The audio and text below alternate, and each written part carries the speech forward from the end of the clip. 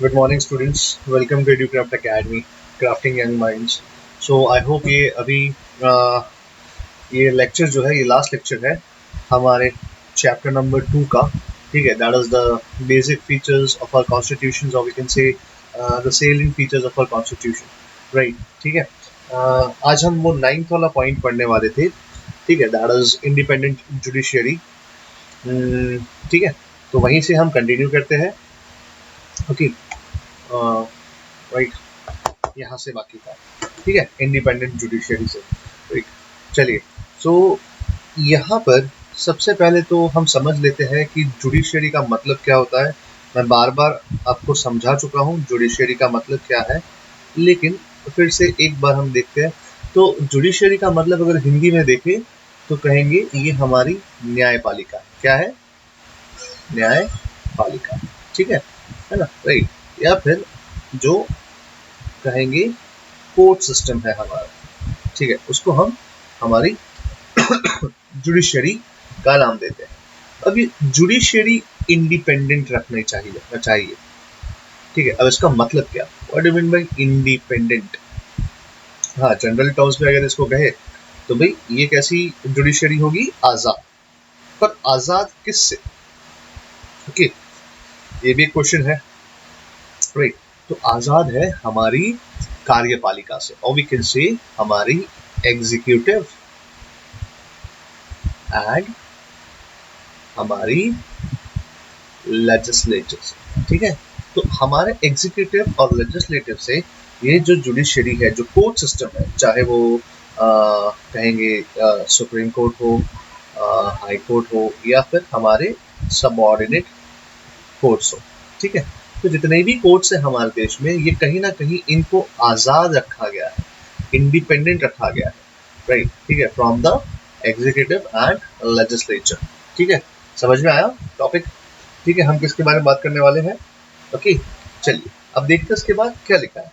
लिखा है, it was necessary to safeguard the fundamental rights of the citizens as well as in deciding various disputes between the center and the states। ठीक है, अब देखिए, हमारा सोचिए कि हमारे फंडामेंटल राइट्स हमसे कौन छीन सकता है? ठीक है, या तो फिर कोई पर्टिकुलर इंडिविजुअल, एक इंडिविजुअल दूसरे इंडिविजुअल का फंडामेंटल राइट छीन सकता है, या फिर कहेंगे कि गवर्नमेंट, या फिर कोई ऐसी बड़ी बॉडी जो एक पर्टिकुलर कम्युनिटी या फिर एक पर्टिकुलर सेक्शन के फंडामेंटल राइट्स को छीन सकता है, अब्रिज कर सकता है, स्नैच अवे, राइट। तो यहाँ पर हमको क्या करना है? इनको सेफ गार्ड करना, वी हैव टू प्रोटेक्ट दम। ठीक है, राइट। और साथ ही साथ जो सेंटर है, जो हमारी सेंट्रल गवर्नमेंट है, ठीक है, उसको, और जो स्टेट्स है उनको, उन दोनों को इंडिपेंडेंटली काम करने के लिए, तो उन दोनों के बीच में जो भी प्रॉब्लम्स होगी वो सॉल्व कौन करेगा? वो सॉल्व करेगा हमारा सुप्रीम कोर्ट या हमारा हाई कोर्ट। ठीक है, तो उसके लिए उसको इंडिपेंडेंट होना जरूरी है। अगर वो इंडिपेंडेंट नहीं होगा तो क्या होगा पता है? कहीं ना कहीं वो बायास्ड हो जाएगा। बायास समझते हो? ठीक है, पक्षपात करना शुरू कर देगा। बायास्ड का मतलब होता है पक्षपात। ठीक है, राइटिंग थोड़े खराब है, देखिए, बायास्ड। ठीक है, बायास्ड का मतलब होता है कहीं ना कहीं पार्शियल। Okay, right.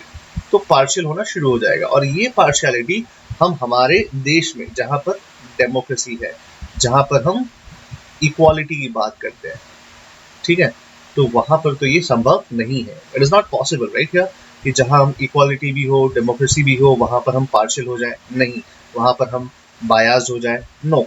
ठीक है, तो यहाँ पर क्या है कि हमारा जो जुडिशरी है उसको हमने क्या रखा है? इंडिपेंडेंट रखा है, independent of all the things.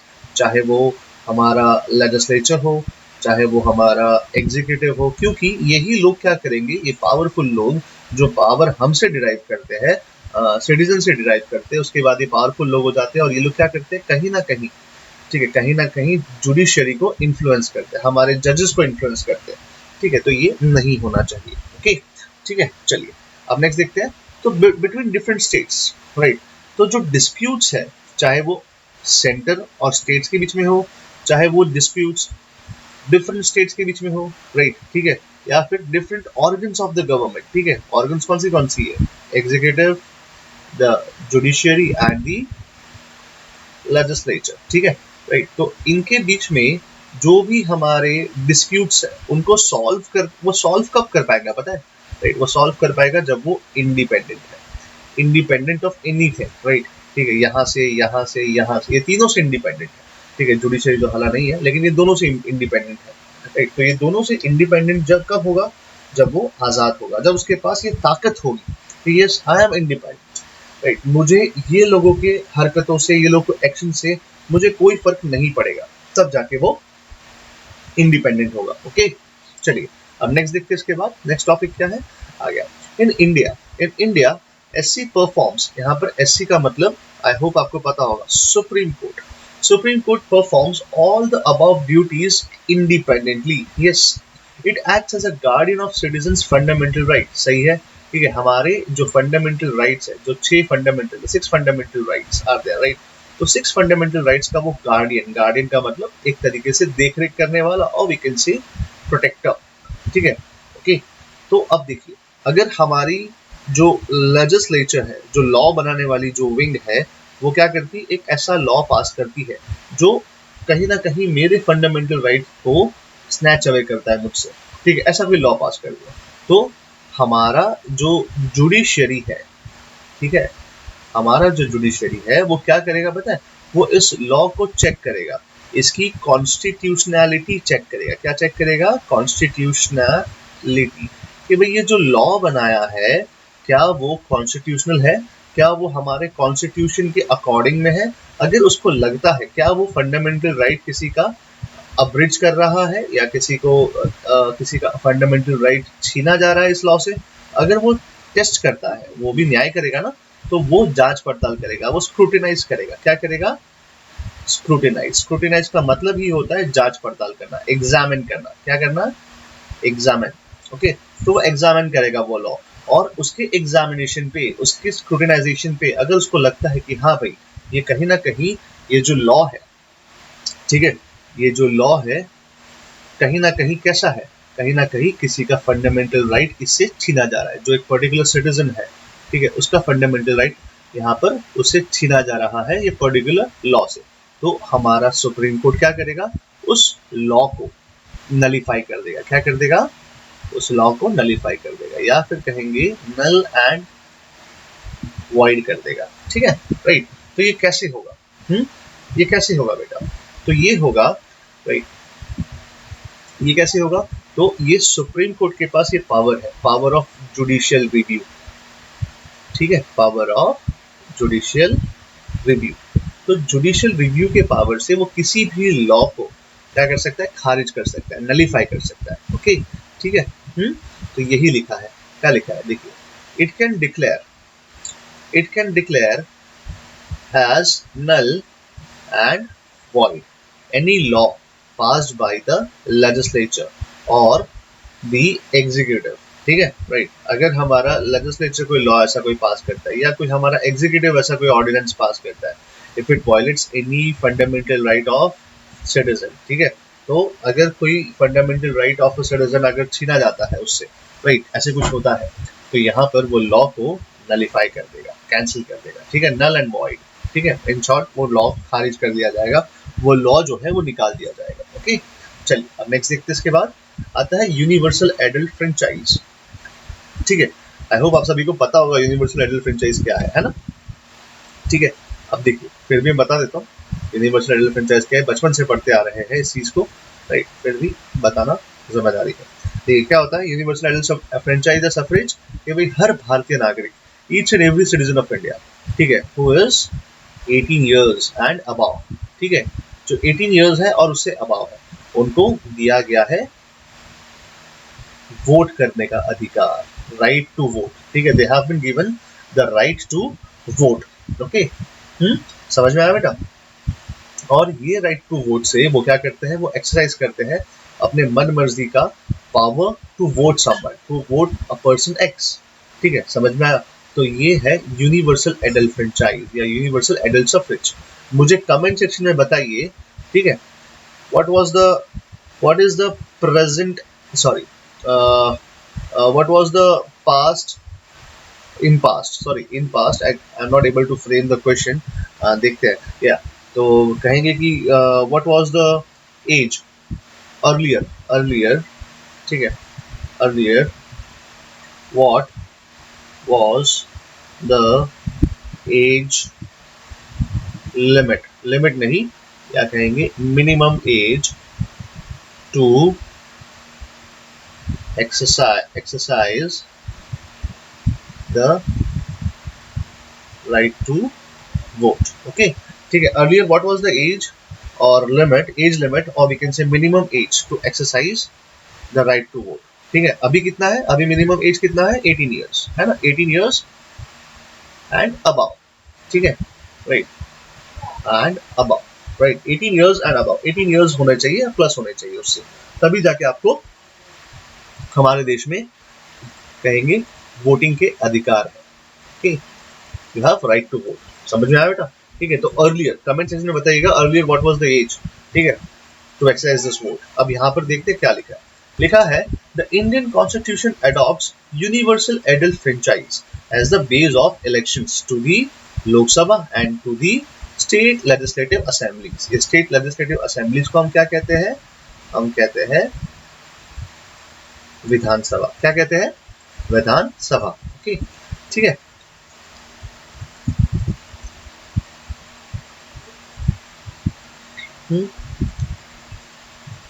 थोड़ा अच्छा राइटिंग में लिख दूं, I try to write good hand writing. Okay, ठीक है, इसको विधानसभा कहते हैं। ओके, चलिए, तो स्टेट लेजिस्लेटिव असेंबली को हम विधानसभा कहते हैं, ओके, एंड लोकसभा को लोकसभा ही कहते हैं। तो इसके अंदर जो वोट करने का कहेंगे, जो हमारे रिप्रेजेंटेटिव है उनको हम वोट करते हैं, तो वो अधिकार हमको यहाँ से दिया गया, that is the universal adult franchise. Okay, चलिए अब नेक्स्ट देखते हैं। अब यहाँ पर यूनिवर्सल एडल्ट फ्रेंचाइज क्यों?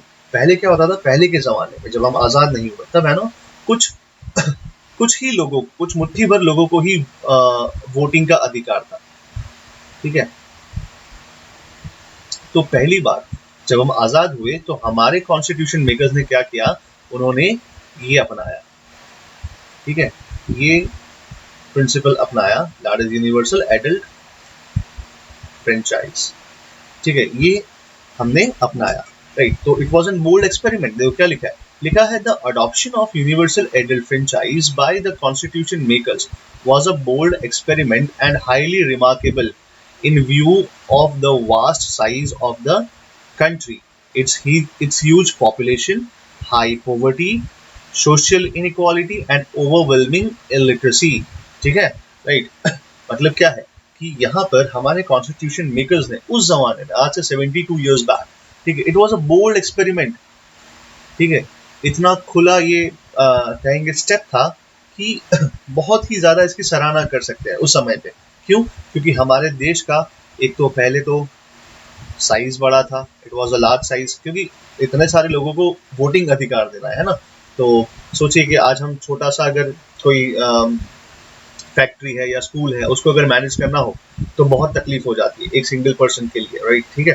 तो यहाँ पर तो पूरा कंट्री है, और उसके साथ साथ कंट्री साइज तो बड़ा ही है, पर सेकेंड चीज क्या था, उसका पॉपुलेशन भी ज्यादा था उस समय पे भी, है ना, क्योंकि पहले कुछ गिने चुने लोगों को ही वोटिंग के अधिकार दिए जाते थे, लेकिन अभी हमने क्या किया, द होल पॉपुलेशन, ठीक है, just on the basis of what, universal adult franchise, ठीक है, राइट। तो ये भी एक बड़ा चैलेंज था हमारे लिए, फिर भी हमने इसका एक्सपेरिमेंट में लिया कि पूरी पॉपुलेशन पर। और बेटा यही चीज, ये देखिए, चाहे आप कोई भी कास्ट से बिलोंग करते हो, कोई भी सेक्स से, क्रीड से बिलोंग करते हो, ठीक है, राइट, आपको यहाँ पर जब वोटिंग अधिकार दिया गया है तो हमारा कॉन्स्टिट्यूशन आपके साथ कोई भेदभाव नहीं करता, ठीक है, कि आप कौन से बैकग्राउंड से आते हैं, आप सबको यहाँ पर इक्वालिटी रखा गया है। ऐसा बोला है कि ज़हीर सर का एक वोट के बराबर स्टूडेंट्स के 10 वोट नहीं, है ना। बोला है कि यहाँ पर हम सबको एक समान अधिकार देंगे, कि आप चाहे अंबानी हो, चाहे आप टाटा हो, बिरला हो, सलमान खान हो, शाहरुख खान हो, आप ज़हीर सर हो या फिर आप अमित सर हो, बोले सबका अधिकार सामान्य, ठीक है, इक्वल, दैट इज एक बार बटन दबाओ, एक ही वोट काउंट होगा, ठीक है, समझ में आया। चाहे आप कितने भी बड़े गरीब या कितने बड़े इंसान हो या कितने गरीब हो, राइट, नो प्रॉब्लम, राइट। तो ये हमको क्या करता है, एक ऐसा समय आता है जहां पर हम लोग जो है अपने आप को बहुत ही इंपॉर्टेंट फील करते हैं। Yes, I also have the power, the same power that you share, that you have, right. ठीक है, मैं ये कह सकता हूँ अंबानी को, है ना, राइट। तो ये चीज कहाँ से मिलता है हमको? हमारे कॉन्स्टिट्यूशन से मिलता है, राइट। ठीक है, अब देखिए क्या लिखा है, हाई पॉवर्टी, हम गरीब थे, फिर भी हमें अधिकार मिला गया। सोशल इनइक्वालिटीज थी, यस थी, हमारा जो सोसाइटी, जो समाज है, ठीक है, वो अलग अलग कहेंगे वर्गों में या फिर क्लासेस में डिवाइडेड था, चाहे वो दलित हो, चाहे वो पिछड़े वर्ग हो, चाहे वो इकोनॉमिकली वीकर सेक्शन हो, ठीक है, राइट। अगर हम रिलीजन पॉइंट ऑफ व्यू से देखा जाए, माइनॉरिटीज आपको पता है, रिलीजियस माइनॉरिटीज, राइट, चाहे वो रिलीजियस माइनॉरिटी हो, चाहे वो लिंग्विस्टिक माइनॉरिटी हो, राइट, ठीक है, या फिर कोई भी रीजन से बिलोंग करते हो। तो यहाँ पर क्या है, यहाँ पर हमको ये अधिकार दिया गया उस समय पे। सोशल इक्वालिटी था, फिर भी हमें सेम अधिकार दिया गया, ठीक है। और इलिटरेसी तो था ही, ठीक है। अच्छा, इलिटरेसी से याद आया, अगेन कमेंट सेक्शन में बताइएगा, ठीक है, which state of India, okay, मैं यहाँ लिखता हूँ, which state of India is having the highest literacy and illiteracy rate या परसेंटेज, ओके, ठीक है। लिटरेसी और इलिटरेसी का सबसे हाईएस्ट रेट हमारे भारत में कौन से स्टेट या कौन सा यूनियन टेरिटरी, ओके, शेयर करता है, ठीक है, राइट। और मुझे कमेंट सेक्शन में ये कमेंट करके बताइएगा, ओके। चलिए अब नेक्स्ट देखते हैं टॉपिक क्या है, ओके, यूनिवर्सल एडल्ट फ्रेंचाइज। अब देखिए ये रखने का कारण क्या था वो बताता हूँ। क्या लिखा है कि universal adult franchise makes democracy broad based, सही है ना, डेमोक्रेसी, जहां पर डेमोक्रेसी का मतलब क्या, तो कहेंगे जहां पर मेजॉरिटी ऑफ द पीपल, ठीक है, जो बात करते हैं, ओके, राइट, वो बात होती है, तो ब्रॉड बेस्ड है, राइट, है ना। तो सभी को अधिकार दिया, मतलब ब्रॉड हो गया डेमोक्रेसी, और ज्यादा इसके अंदर डेमोक्रेसी के अंदर डेमोक्रेसी आ गया एक तरीके से, कह सकते हैं ना। Enhances the self respect, yes, right, and Prestige of common people, जो आम नागरिक है उनका सेल्फ रिस्पेक्ट एंड प्रेस्टीज, उसको बढ़ावा दिया। मैंने अभी कहा ना, ठीक है, एक मौका ऐसा आता है जब वोटिंग आता है, जब जहीर सर किसके बराबर हो जाते हैं, जहीर सर बराबर हो जाते हैं इस दुनिया के सबसे अमीर, या इस कंट्री के सबसे अमीर लोगों में हमारी गिनती होना शुरू हो जाता है, ठीक है, इक्वल है हम लोग, राइट, ये एहसास दिलाता है। तो सेल्फ रिस्पेक्ट, हम कॉमन पीपल है, राइट, ठीक है, तो प्रेस्टीज, ओके, समझ में आया बेटा, राइट। चलिए अब नेक्स्ट देखते हैं, इसके बाद आता है upholds the principle of equality, yes, the universal adult franchise क्या करता है, वो हमें प्रिंसिपल, जो इक्वालिटी का प्रिंसिपल है, राइट, ठीक है, उसको हमें सॉरी वो बैटरी लो हो गया था, ठीक है। सो क्या है कि इक्वालिटी की जो हमें फीलिंग आती है, राइट, ठीक है, जो प्रिंसिपल है वो हमको कौन प्रोवाइड करता है, universal adult franchise. Enables minorities to protect their interest, सही है ना, ठीक है, माइनॉरिटीज की बात भी यहाँ पर की गई है।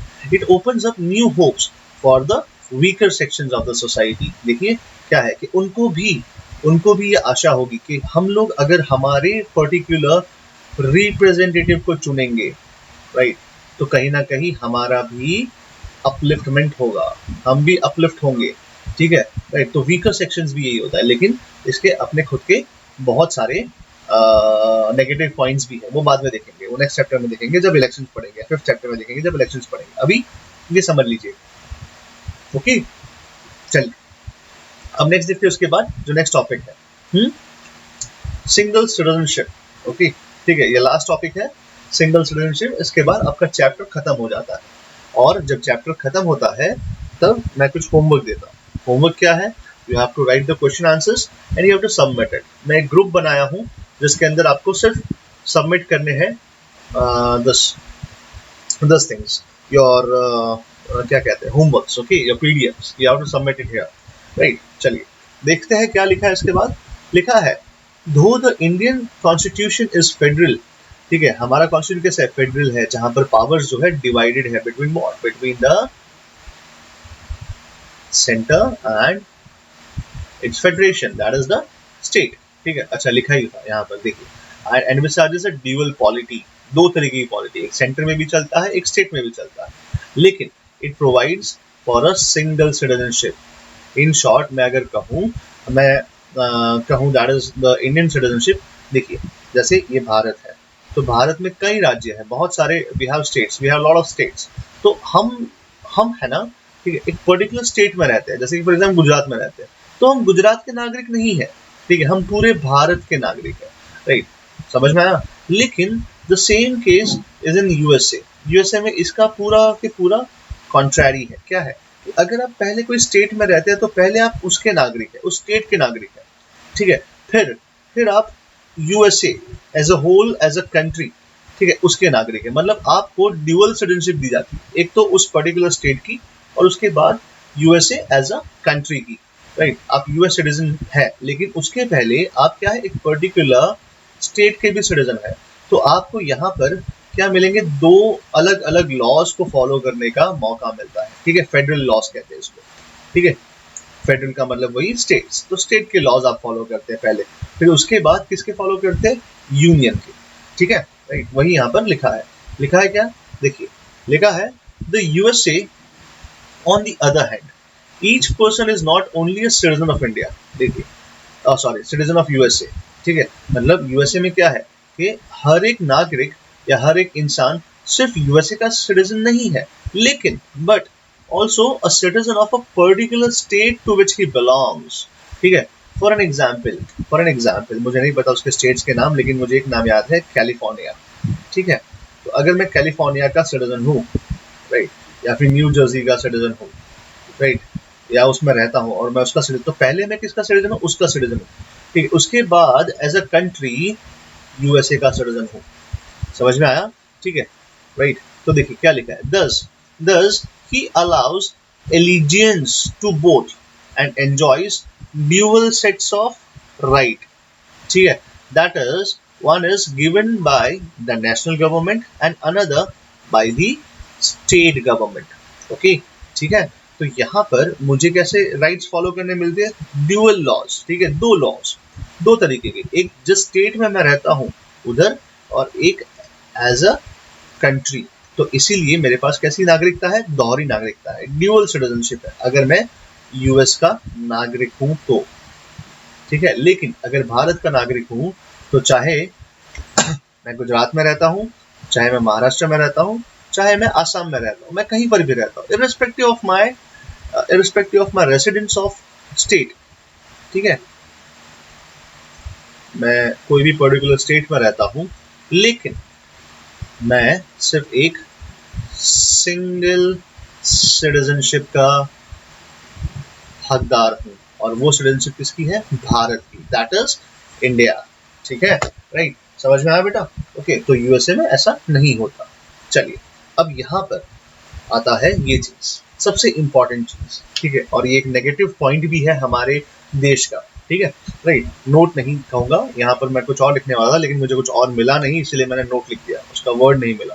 देखिए क्या लिखा है, बोला है कि डिस्पाइट, ठीक है, कॉन्स्टिट्यूशनल प्रोविजन है सिंगल सिटीजनशिप का, उसके बावजूद भी, ठीक है, राइट, और यूनिफॉर्म राइट्स भी है सारे पीपल के लिए जो भारत के नागरिक है, ठीक है, उसके बावजूद भी हम लोग क्या फेस कर रहे हैं, हम लोग फेस कर रहे हैं कम्युनल राइट्स, ठीक है, कम्युनल राइट्स का मतलब वही दंगे फसाद, class conflicts, upper class, lower class, ब्राह्मण क्षत्रिय, राइट, कास्ट अगेन सेम, ब्राह्मण क्षत्रिय, शिया सुन्नी, महायान एंड हीनयान, ठीक है, राइट, जैन्स में श्वेतांबर्स एंड दिगंबर्स, तो ये कास्ट सिस्टम, कास्ट एंड तो ये वॉर्स चलते रहता है, लिंग्विस्टिक क्लैशेस, लिंग्विस्टिक लैंग्वेज के हिसाब से, ये मराठी है, ठीक है, ये गुजराती है, राइट, ठीक है, ये बंगाली है, ये मद्रासी है, so this is what linguistic, Malayali है, तेलुगु है, right, so this is linguistic clashes